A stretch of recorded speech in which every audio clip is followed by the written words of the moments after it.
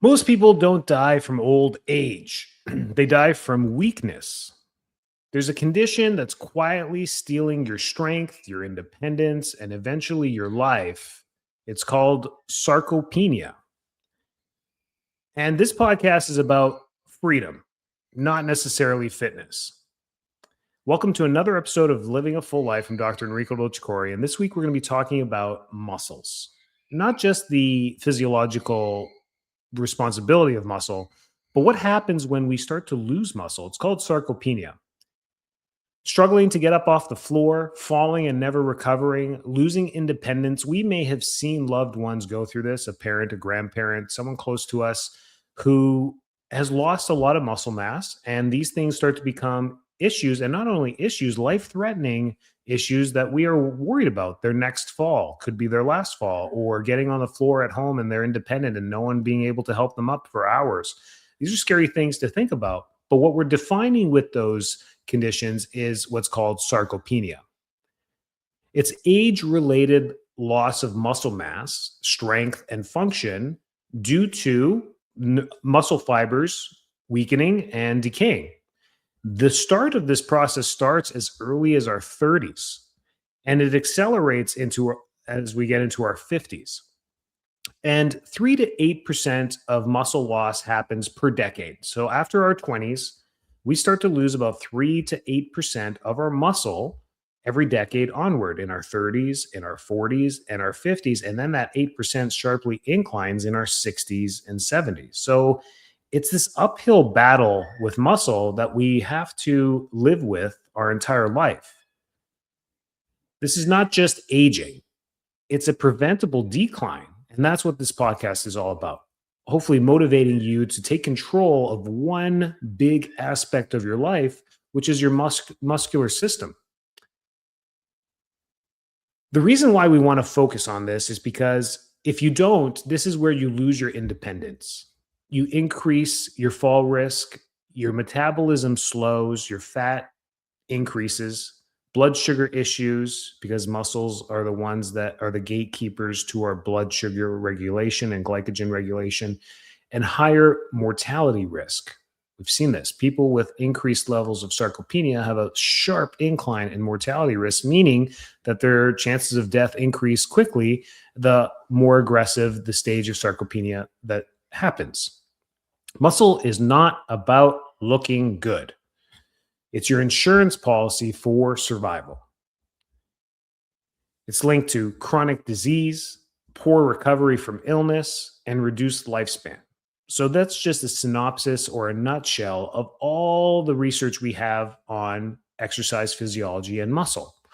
It leads to these chronic conditions, it leads to poor recovery, it leads to increased risk in falls and reduced lifespan. If you don't need a bigger wake-up call than this, I don't know what other cowbells to ring for you. Muscle is really important, and I want you to take that home, and whenever you're working out or whenever you're doing something active, you're thinking about your muscles and not about the distance, not how many steps you took, how far you went, or anything like that. It's about what you did for your muscles. How many squats did you do? How many lunges did you do? How many sit-ups did you do? How many pull-ups did you do? How many, whatever you can do, how many pounds did you lift? How many, was it a 5-pound dumbbell? Was it a 2-pound dumbbell? What are you doing for your muscles? How are you nurturing them? Your muscles want to be pushed. They're designed to be pushed. They're designed to get you to the next level. They're designed to help you get things done. What are you doing that is pushing your muscles to not only grow? We're past the point of growth. If you're in your 40s or older, those days are behind you, trying to grow muscle. You absolutely can. You can push yourself and do that, but that's aggressive. That's more in the fitness industry. We're talking about maintaining our muscle mass. If we can maintain whatever lean muscle mass we have now in our 40s and keep that into our 50s, or if you're in your 50s and keep that into your 60s, that's such a huge success. You've added years to your longevity in life. You literally have, because of that. So that's the key principle we want to move forward with on this podcast. And we're going to keep this one short and sweet. Next week, I've got a great guest, Chris Ryan from Chris Ryan Fitness on the cover of Men's Health magazine. I think 3, 4, 5 times. I don't know. This guy just knows his stuff, and he's going to be here diving deeper into fitness next week. So we have that recorded, and that's going to be next Tuesday's podcast. So tune in for that one. But for today, I thought this would be a great one for muscles, since we're leading into that. The root causes of sarcopenia. So we want to understand this. Why does it happen? We know exercise and resistance can prevent it, but why does it happen? It happens, number one, is because of a sedentary lifestyle. And in North America, we've created a very comfortable sedentary life. We buy things, we buy the more comfy sofas, we got 3 recliners, we have comfy car seats, we have comfy cars, we drive everywhere, we sit everywhere, we get grumpy at the malls when they have a wooden bench. We're like, this is not comfortable, because we sit. We live in a seated culture where the rest of the world really does not have that luxury to be that comfortable. And that sedentary lifestyle, whether it's working all day at a computer or a workstation, leads to sarcopenia and the detriment of muscle from the beginning. And we start our kids in school sitting at a desk all day, and it just doesn't get much better. At least they got PE, sports, activities. They're keeping mobile. You are not. The second biggest reason this happens is a low protein diet.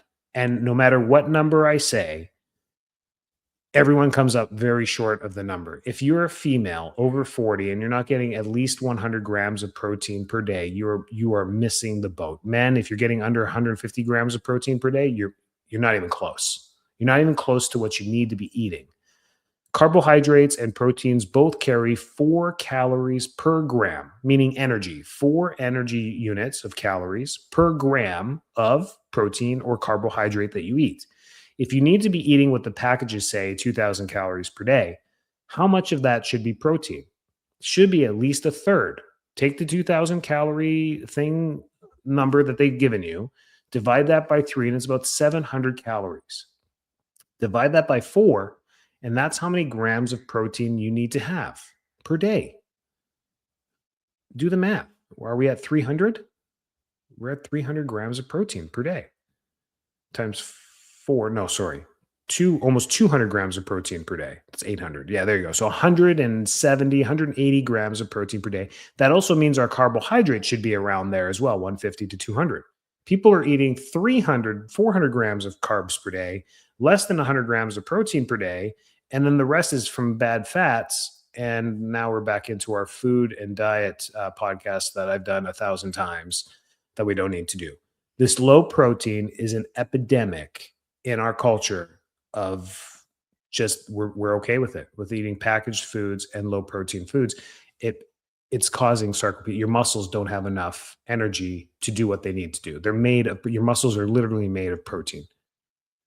Then we got hormonal decline. So as our hormones start to change, whether it's postnatal, midlife, later in life, and our hormone systems start to change because of hyperinflammation for so long, that also leads to sarcopenia as well, because now the hormonal regulation and moving proteins and carbohydrates properly throughout the body starts to get inefficient. Chronic inflammation is another reason. The chronic inflammation that we have in our body, and we start to feel it in the 40s and 50s. You touch muscles along your legs or along your glutes, and they're super sensitive. That's chronic inflammation of the fascia and muscle tissue around your knees, the IT band, the glutes, around the shoulders. You touch people's traps, and they're super tender, and you can barely touch them. That is that chronic inflammation we're talking about. And then nervous system dysfunction. This nervous system dysfunction creates dysregulation, and that creates mobility issues. And then when we have mobility issues, we shut down certain kinetic chains where certain muscles can't work. So we can see this in posterior chains like the glutes and hamstrings for a lot of people, which shifts their balance. Then they get weaker glutes, then they get low back pain, and then they get a stronger chest because they're doing everything with their chest, and a weak back. And then we lead into spinal conditions of spinal pain, disc degeneration, and the list just keeps going on. So the importance of maintaining muscle, we can make this a 6-hour podcast if we want. Your body adapts to what you demand of it or what you don't. I love that. You got to remember that. Your body adapts to what you demand of it or what you don't demand of it. It will adapt to sitting at a desk if you teach it to do that. So that's the importance of facilitating our muscles. The solution is exercise. It's the best medicine you can have. And exercise can be defined in any way that you feel comfortable with. Exercise should be fun. You shouldn't just be looking on social media and seeing what the Kardashians are doing and be like, I need to do that. No, you don't. You're not a multi-billionaire that doesn't have to work and can just sit around and have a home gym, or you're the Rock. You can't do this. We just don't have that luxury. We have a job to do. We have a family to raise. We don't have nannies. We don't have cleaners. We don't have gardeners. We don't have all that stuff. We have to do a lot of that stuff ourselves. And it eats up a lot of the week and a lot of the time in our life, which is okay. But the small time that we have to dedicate it to ourselves and our health and exercise. So whatever exercise means to you is the best way to get started with exercise. Strength training is where I'm going to nudge you on this podcast to try and do it. And this is 2 to 4 times a week. It can be as quick as 15-minute exercises. It really can. Focus on compounding lifts and progressive overload. What that means is compounding muscles together. So squat is such a wonderful exercise. You can do this with no weights at all, just against the wall so you're safe, and just getting that motion back of being able to squat down and try and get that butt as close to the floor as you can and coming back up. That's the compound of coming down, isolation, and coming up and firing those quads and glutes to get your body back up. Just your body weight is a good enough exercise.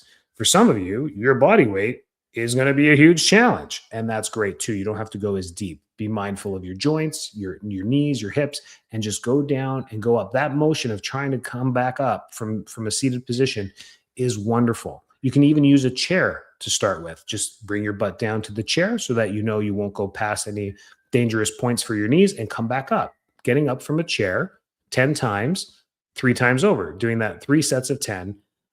What an important function to have in our life of getting up from a chair. You do that multiple times a day, from your work chair, from the dinner table. You do this every day. It's a thing that you want to do when you're 95 as well. Trust me, when you're 95, we'll talk. We'll sit down for a coffee, probably in the Amalfi Coast somewhere in Italy. And we're going to sit down. We're going to talk about why this was so important back in our life. And now that we're 90, we can still get up from the cafe table and go walk, half a kilometer back to our house. That's the goal of all of this, is having a long, healthy life and being able to do what we need to do. So that compounded lifts is something like a squat or a lunge or a push-up.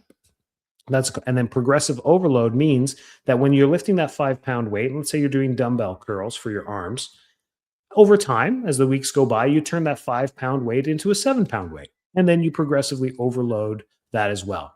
Or you take a light weight and instead of doing 10, you do 20 and you burn out the muscle. You do your 3 sets, and then you do a 4th set where you're like, you know what? I'm going to go until failure, until this starts to burn.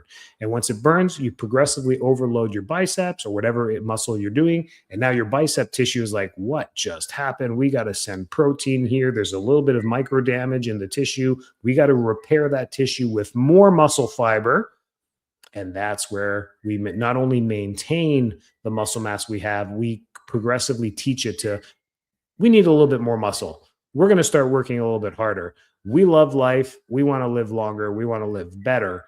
And then your muscle system is going to be like, okay, well then let's use up this protein and let's do our thing. And it just has that positive feedback loop from that. So by doing this, by having progressive overload and focusing on compound lifts, we build muscle. We improve bone density. So for some of you may have heard that you might be osteopenic or starting to become osteopenic, or hopefully not osteoporotic yet. And we need to improve bone density. The number one way to improve calcium intake into the bone is progressive overload or resistance training on the tendons. So that means lifting stuff that's a little heavy. That's the importance of that. It enhances metabolism, because what metabolism is, and we have some metabolism podcasts you can go back to, metabolism is muscle efficiency. That's what metabolism really means. We look at metabolism as how well do we burn calories, but you burn calories through muscle usage. Your body's basal metabolic rate is just for basic function, organ function, and that only takes a few hundred calories per day. It doesn't take much. Your brain only needs a few I think, what's the study, 30 to 40 grams of carbs of glucose per day. No, I don't even think it's 30 grams of glucose. I think it's less than that of glucose energy per day. And it's made up of cholesterol. That's what your brain is. So the rest of it is all to fuel the motion that you're doing in your life. And that comes from good source protein diet. And it improves insulin sensitivity, which runs with the metabolism as well. The better we refill our muscles with glycogen and use that energy, the better our insulin sensitivity is as well. There is no pill, no supplement, no therapy more powerful than resistance training when it comes to your muscular system. So, why do we want to do this? That is the biggest question you need to answer yourself. Why should I be consistent with this? And it's going to come from a simple answer: playing with your grandkids, traveling freely, being on a cruise ship when you're 82 years old, deciding to choose to play golf 9 holes with your grandkid or your children well into your 80s, staying independent, telling your kids, hey, no, I'm okay. I can be in my house. What are you guys talking about? I don't need to go to any assisted living. I'm doing just fine. I haven't fallen. I haven't done anything. Leave me alone. And being 83 years old. Avoid the nursing homes and doing these things. So whatever resonates with you, whatever goal that is. I've heard some tear jerking confessions from hundreds of patients over my 20 years of doing this, and the reasons of why they want to do something, and they come in and they do it, and they are super successful doing it. They hit all their goals because they were so determined. It was as simple as wanting to be there for their daughter's wedding or their grandkid's wedding, which was coming up in 3-4 years. So they ended up losing 96 pounds or whatever. I've some amazing stories. And it's going to come from a why that no one can tell you. No podcast you can listen to can motivate you any more than you in your life and what motivates you the most. So whatever that is, say it to yourself, answer that why, and then implement the right things for your life. Aging is inevitable. So saying, well, I don't want to age. That's a great why to do what you want to do. But unfortunately, I got some bad news for you. The clock keeps ticking every day, every minute. And because it does, we age every minute of every day. So aging is inevitable. Weakness is optional. Strong people live better and longer. It's been documented. We know this. It's proven. So here's some habits that I want you just to take in that will help you on your success journey with this right off the bat. Is protein intake has to be 0.7 to 1 gram. I like the 1 gram because it just makes the math really easy. 1 gram per body weight, ideal for active adults. And you're all going to be active because you're all going to be doing muscle work. So 1 gram of protein of your body weight. So if you're 196 pounds, you need 196 grams of protein per day, or about that. Daily movement. Steps matter. You can use steps to monitor all this, but daily movement. Resistance training, sleep recovery, prioritizing sleep so that you can recover. So when we do the work that we do every day, our muscles and our body can heal at night and repair to do it again tomorrow. So sleep's really important. It's the only time we have to heal. Hydration, really important. Make sure you're getting almost a gallon of water a day. If you're being active, you need that. And then nervous system optimization. Got to have your nervous system optimal to do all of this so that you can recover and heal properly. Adjustments, electrolytes, stretching, meditation, whatever it is that you need to do to regulate the nervous system. And don't forget about the warning signs of sarcopenia. If you're starting to get the warning signs, you're out of time. You have to take action right now. If you're on full-fledged sarcopenia, well, it's too late. And these are people using walkers to walk. They're just past the point of being able to do what they need to do to maintain, or not only maintain, but try and get some muscle strength back. They're past the point. For those of you listening, I don't think any of you are at that point. So you all have a chance to do this. But here is the warning signs that you need to just listen to really quickly. Weak grip strength. Your hand strength. You used to be strong 5 years ago, and now you're grabbing things and you just don't feel like you have that grip strength. That's the first warning sign of sarcopenia. Trouble getting up from a chair. You used to just be able to maybe use the armrest and push yourself up, or not even use it and just kind of stand up, and you can't now. Now you're leaning to one side, you're pushing yourself up, not because of pain in the knee, but because you physically just can't do it. And you're not being honest with yourself. You're like, oh, I got it. I can just push myself up. That's sarcopenia. Loss of balance, just randomly losing your balance and catching yourself.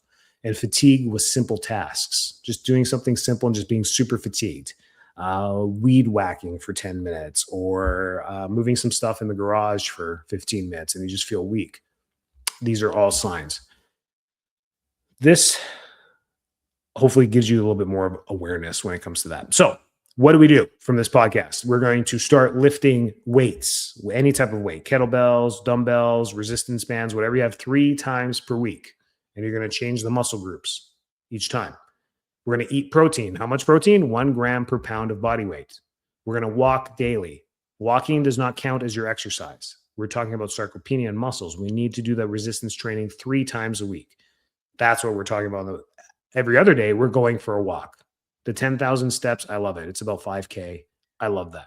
Track strength progress so that you know when you need to increase the weight to continue overloading, progressive overload on your muscle. Make it doable, not overwhelming. Don't jump into a full-fledged fitness program that you haven't been to the gym for 5 years and now you're going to jump into a fitness program. That doesn't make any sense. Start with the simple things. Get the body moving. See what muscles hurt a little bit. Maybe you don't want to do a fitness program yet because you got a shoulder that's just a little weak right now. And all you need to do is just get some shoulder exercises for 12 weeks going and just work on it. And then 3 months from now, see how you feel. That's how I started 4 years ago. I did some skull crushers and some shoulder stuff, and I hurt my shoulder immediately. And it took me a couple months to get that under control. And I just kept it light. And then once everything started to feel good and my weights increased, you see all the overload. Like this morning at the gym, it was chest day, and I've been doing the same weights all the time. I got up to 225 pounds on the incline press, and I've been doing that for months. I'm like, okay, well, I know what I know. I teach people this. If I can do this easily, I got to do some more. I went and grabbed the 115-pound dumbbells. I'm not doing this to brag. In each hand, laid down on a flat bench press, and I started to do 3 sets of 10. The third one was 8 because I got the failure, and I'm like, I dropped these things. I'm like, geez, man, you're not in college anymore. You don't need to do this, but I know what I know. And if I have to progressively overload the tendons, then I can't just keep doing 150 or 10 pounds. I got to bring it up to 115 pounds. And I'm at a point where now I got to figure out how not to hurt myself. So, but even I'm walking the walk, talking the talk, because I'm in my 40s and I have to be realistic with it. If I want to maintain what I have, I'm going to have to push a little bit harder. So if you're feeling weak, tired, or like your body isn't responding the way it used to, it's normal. And it's not normal. And it's not something you should ignore. You don't lose muscle because you age. You age because you lose muscle. Age is just a number. You can have a 50-year-old that looks like a 35-year-old, and you can have a 40-year-old that looks like a 60-year-old. And the difference is strength. That's truly what the difference is. Your future quality of life is decided by what you do today. This isn't a warning. This is just strategy on how to maintain your muscle, healthy aging, and staying well for as long as you possibly can. It's all wellness based. And then tune in next week for Chris. You're going to love that episode about fitness and what he's created with his programs as well to hold you accountable and all the options that are out there for you to keep you strong and healthy. Stay well, stay healthy, and catch you next week.